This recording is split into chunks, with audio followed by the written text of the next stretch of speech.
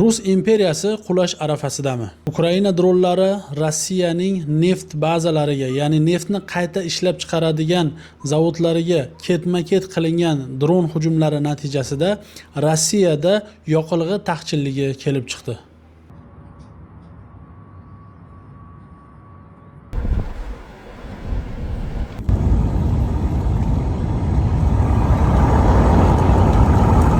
Katta imperiyalar kichik mana shunday davlatlarga mag'lub bo'lishi mumkinmi? Yaqin tarixga qaraydigan bo'lsak, Afg'onistonga hujum qilgan Rus imperiyasi, undan keyin Afg'onistonga hujum qilgan Amerika ham sharmandalarcha mag'lub bo'lib chiqib ketgan. Kichik davlatlar g'olib bo'lishi mumkin. Bu yaqqol misolki, yaqin tarixda masalan Vyetnamga ham hujum qilib kirgan Amerika sharmandalarcha u yerdan chiqib ketgan.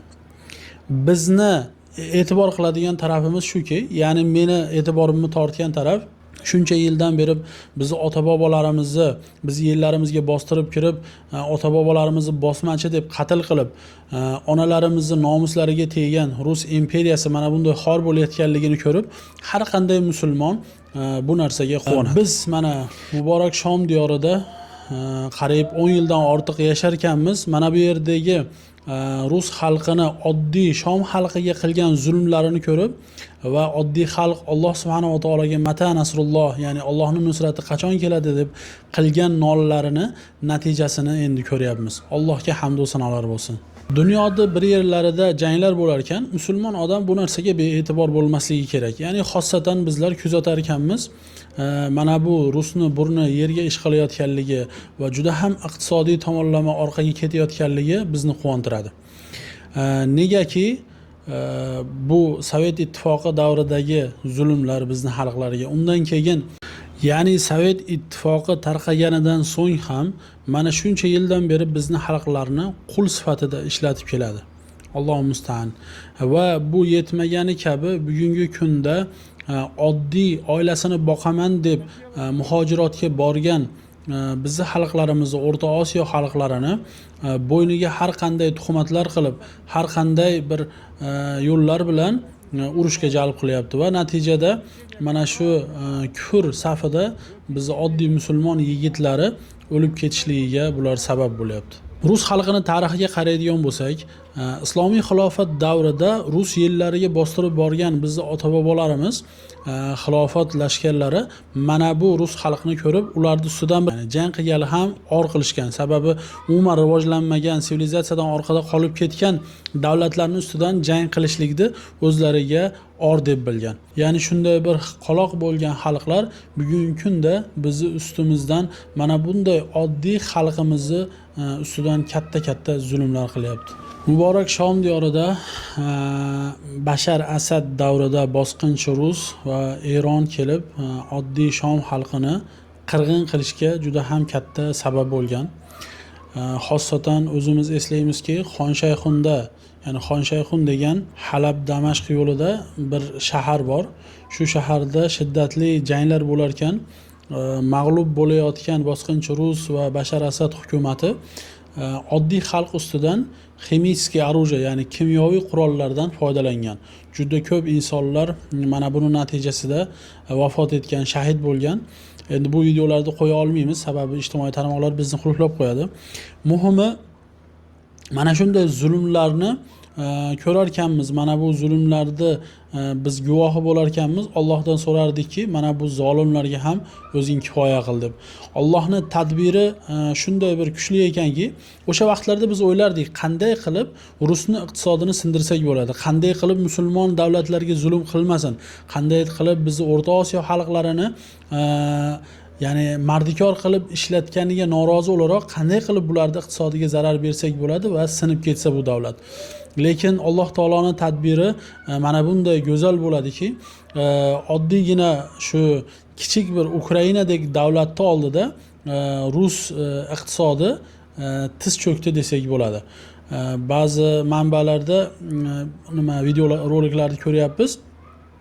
Bir kecha kunduzda 15-20 talab katta neft tashiydigan kemalarni ham yo'q qilgan, vayron qilgan oddiy dronlar orqali. В течение 72 часов в период с ночи 7 и 8 июля в акватории Азовского моря силы беспилотной системы Украины поразили 19 танкеров Теневого флота России, набитые топливом, один сухогруз и один паром в Керчи.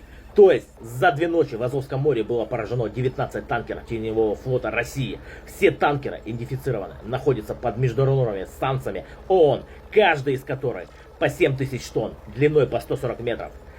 Год выпуска от 2006 по 2012. Об этом сообщил командир СБС Роберт Броуди, позывной «Мадяр». Ya'ni Alloh taolo shunday qilar ekanki, mana bu imperiyalarni qattiq o'zini nimasi bilan kibrga ketkazib, natijada umuman o'rnidan tura olmaydigan qilib sindirib tashlar ekan. Bu albatta Robbimizning fazli. Va mana bu o'sha Xon Shayxunda hozir aytib o'tdim. Xon Shayxundagi zulmlarni biz ko'zimiz bilan ko'rganmiz. U yerdagi insonlarning ohvohlari va butun dunyoda zapret qilingan, ya'ni ishlatilishligi mumkin bo'lmagan ximический оружиялар, ya'ni kimyoviy moddalar, shunday bir qurollarni ishlatgan va fosforli snaryadlarni ham oddiy xalq ustidan sinab ko'rib, juda ham katta qirg'inbarot qilgan. Va Allohning fazli marhamati bilan bugungi kunda Rus mana bularni albatta badalini to'layapti. Alloh taolo zolimlarni zolimlar bilan jazolab qo'yar ekan. Bu Alloh taoloning o'zini qonunlari ekan.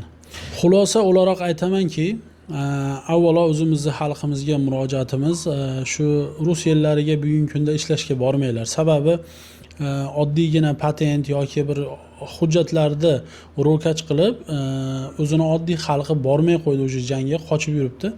Shunga bizni O'rta Osiyo yigitlarini mana bunday janglarga bekordan o'lib ketishlikka targ'ib qilyapti. Mana shuni aytsa bo'ladi, haqiqatdan bekordan o'lib ketadi.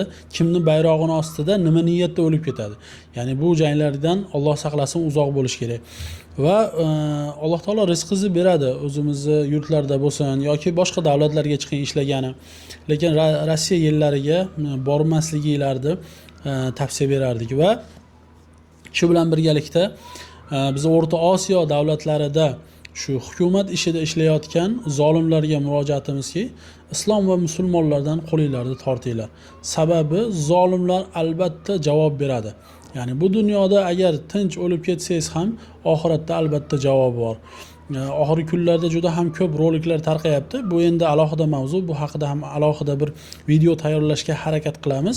Ya'ni oddiy yosh bolalarni Qur'ondan ta'lim berayotganini katta jinoyatchilar sifatida ko'rsatib, mana bu narsani ommaga olib chiqishlikni bas qilinglar. Balki haqiqiy jinoyatchilar o'sha piva festivalini tashkil qilganlar va yoshlarimizni hali voyaga yetmagan yosh qizlarni, yosh bolalarni kiyimsiz holatda ko'chalarda yurishligiga sabab bo'lgan shu tashkilotchilarni jazolanglar. Haqiqiy jinoyatchilar, haqiqiy millatni kelajagini buzayotgan insonlar mana shulardir. Alloh subhanahu va taolo barchalardan rozi bo'lsin. Assalomu alaykum va rahmatullohi va barakatuh.